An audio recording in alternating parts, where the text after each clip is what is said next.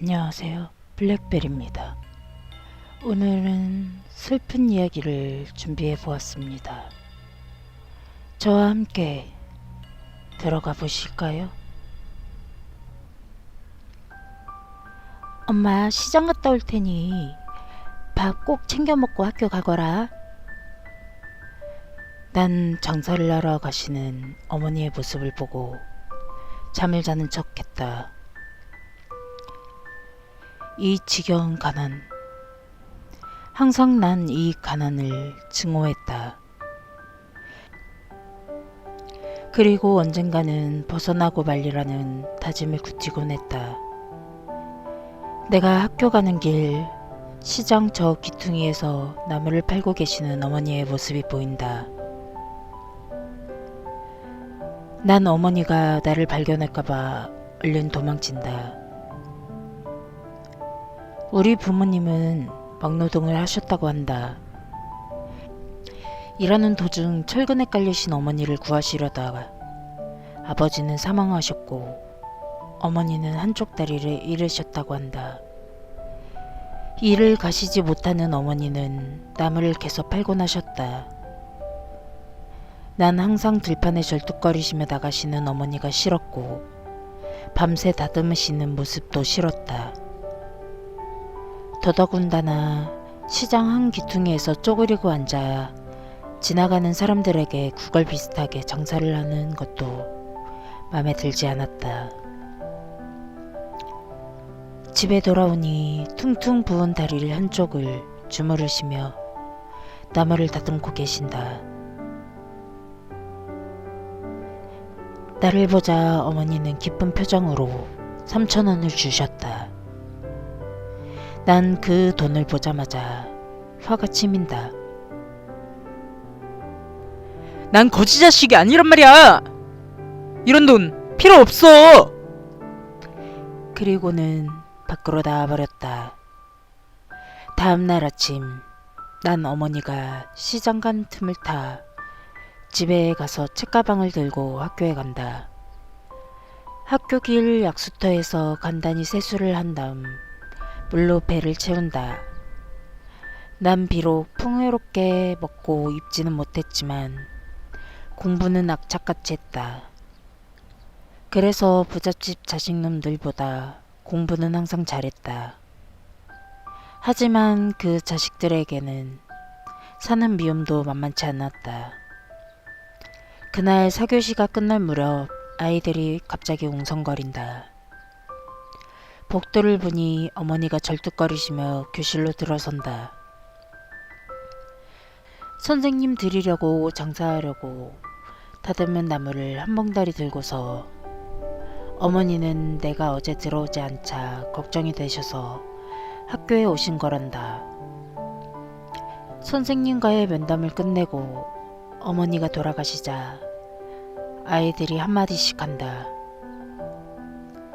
야, 이민석, 너네 엄마 병신이었냐? 그놈은 그 잘난 부잣집 아들 현우였다. 현우는 어머니의 걸음걸이를 따라한다. 무엇이 우스운지 반 아이들은 웃어댄다. 난 화가 나서 그놈들을 정신없이 패줬다. 저녁 무렵 집 앞에 잘 차려입은 여자와 현우가 어머니에게 소리를 지르고 있었다. 아니, 애비 없는 자식은 이래도 되는 거야? 못 배우고 없는 티 내는 거야, 뭐야? 자식 교육 좀 잘 시켜. 어디 감히 우리 집 귀한 자식 얼굴을 이렇게 만들어 놓느냔 말이야. 어? 어머니라는 작자가 병신이니 자식 정신이 온전하겠어? 어머니는 시종일관 죄송하다는 말뿐이다. 난 그러는 어머니의 모습이 싫었다. 집에 들어가서도 어머니는 아무 말씀이 없으시다. 난 어머니에게 한마디 한다. 다시는 학교에 오지 마. 알았어? 창피해서 죽는 줄 알았단 말이야. 그래, 미안하다. 난 민석이가 걱정이 되어서. 난 차라리 엄마가 없었으면 좋겠어. 난 해서는 안 된 말을 해버렸다.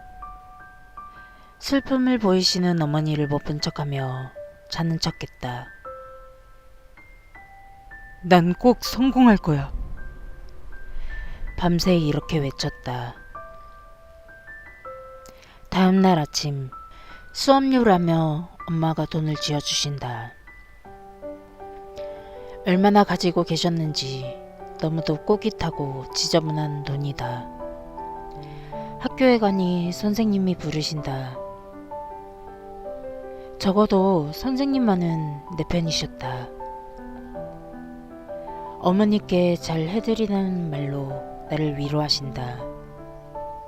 선생님께서 남을 맛있게 먹었다고 어머니께 전해달란다. 난 알겠다고 했다.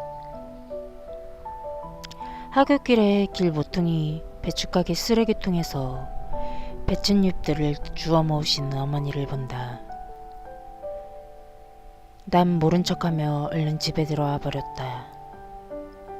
그날 저녁 배춧국이 밥상에 올라온다. 이 배추! 난 소리를 질렀다. 어머니께서는 아무 일도 아니란 듯. 배춧가게 아저씨가 팔다 남은 거라고. 버리기 아까우니 가져가서 민석이 국 끓여주라고 하더구나. 어머니 말에 난 또 화가 나기 시작했다. 정말로 난 거지 자식이 되어버린 것만 같았다. 나를 이렇게 비참하게 하는 어머니가 너무도 싫었다. 나중에 안 사실이지만 그날이 어머니 생신이셨다고 한다. 17년 후 난 의사가 되었다. 가정도 꾸리고 병원도 장모님께서 개업해 주셨다. 난 너무도 풍요로운 생활에 어머니를 잊고 살았다. 돈은 꼬박꼬박 어머니께 보내드렸지만 찾아가 본 적은 없었다. 아니, 어머니라는 존재를 잊고 살려고 노력했다는 해석이 옳을지도 모르겠다.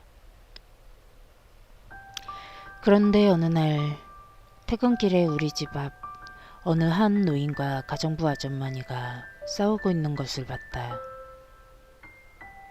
다가서니 그 노인은 내가 가장 잊고자 하는 어머니였다. 전보다 더 야인 얼굴, 허름한 옷차림, 그리고 여전히 절뚝거리는 다리. 어머니는 나를 보자마자 기뻐하신다. 민서가 많이 좋아졌구나. 난 어이없다는 듯. 사람 잘못 보셨습니다. 난 차갑게 한마디를 한다. 뭐가 모자라서 나에게 온단 말인가. 그동안 생활비로도 모자라단 말인가. 민서가... 어머니의 떨리는 목소리. 전 민석이가 아니라 최영우입니다. 난 이 한마디를 끝으로 집으로 들어가 버린다. 가정부가 애써 돌려보낸 후 별 노망 든 할머니가 다 있다고 푸념을 늘어놓는다. 그 후 한 달 동안 난 악몽에 시달린다. 할 수 없이 난 다시는 되돌아가기 싫은 시장이 있는 우리 집으로 발길을 돌린다. 시장 한 귀퉁이에 여전히 나무를 팔며 기침을 하시는 어머니의 모습이 보인다.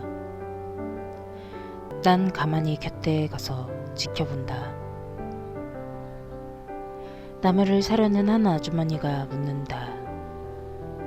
할머니는 자식이 없나요? 아니요. 우리 아들이 서울 큰 병원 의사요.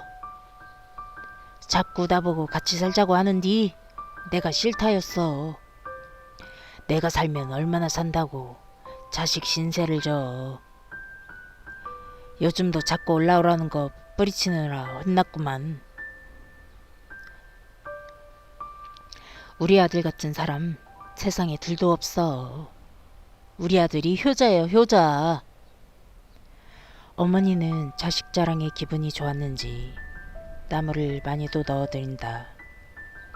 그런 어머니를 뒤로하고 난 예전의 집으로 향한다. 아직도 변한 게 없는 우리 집. 거의 쓰러져 가는데도 용케 버티고 있었다. 이런 곳에 살았다는 게 생각이 없을 정도였다. 난 방틈으로 돈봉투를 넣어놓고 돌아선다. 1년이 지난 후 난 어머니의 사망 소식을 고교 담임 선생님으로부터 듣게 되었다.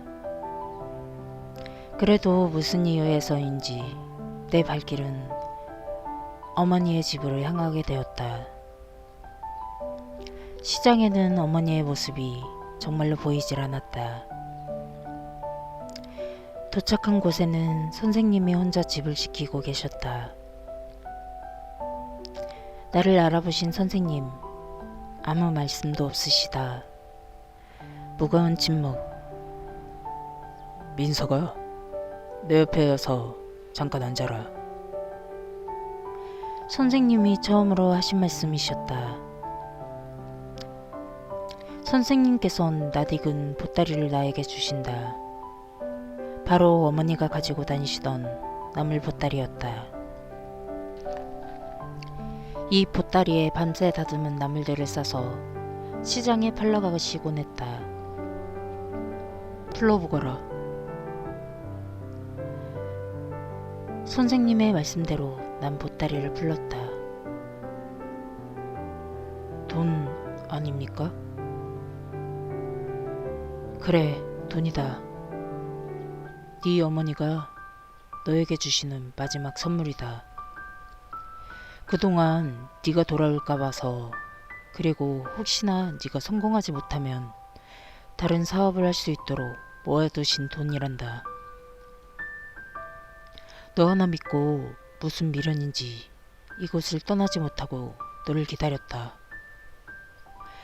너에게 잘해주지 못해 항상 미안해하셨다. 내가 가끔 네 어머니의 말동무가 되어드렸단다. 그래서 나에게 네 어머니의 유언을 전하도록 부탁하셨다. 그리고 네가 모르고 있었던 사실들도 함께 말이다. 선생님의 얘기들은 나에게 충격으로 다가왔다. 선생님의 얘기는 이러했다.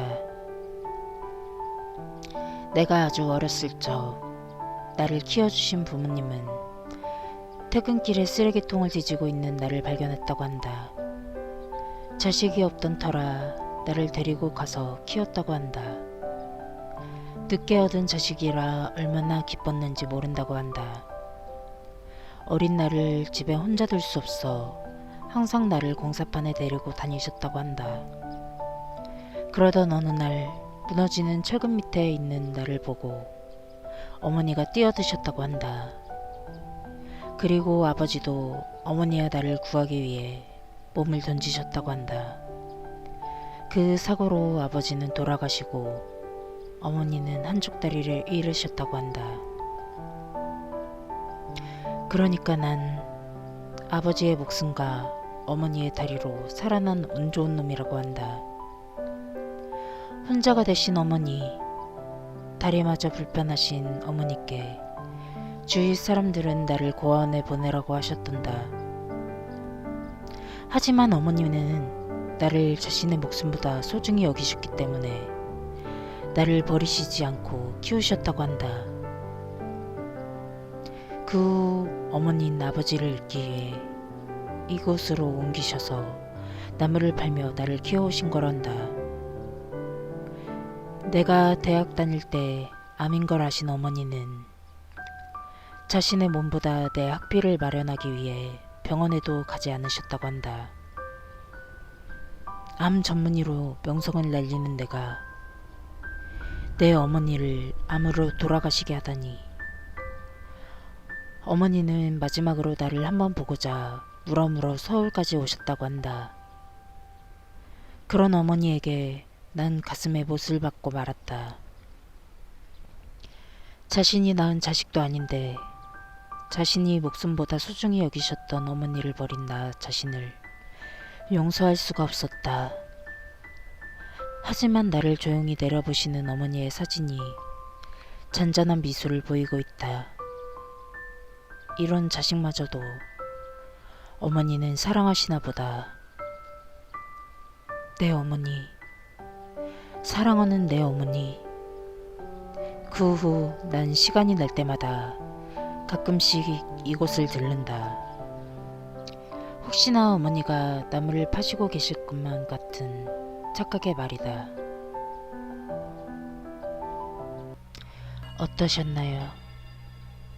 제 이야기가 슬프셨나요? 그럼 오늘도 평안한 밤 되십시오. 감사합니다.